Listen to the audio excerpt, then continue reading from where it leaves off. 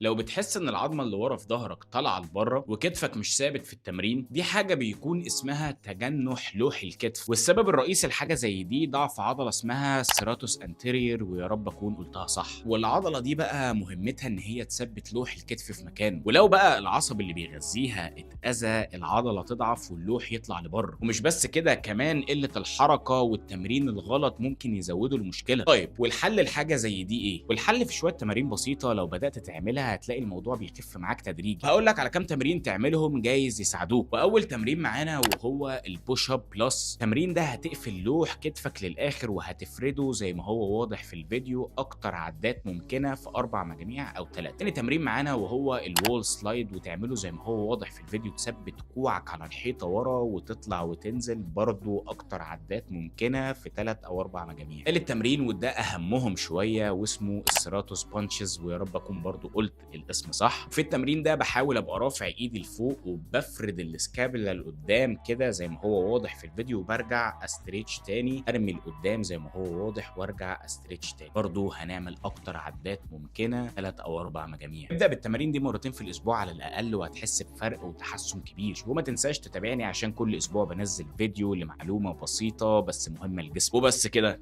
سلام.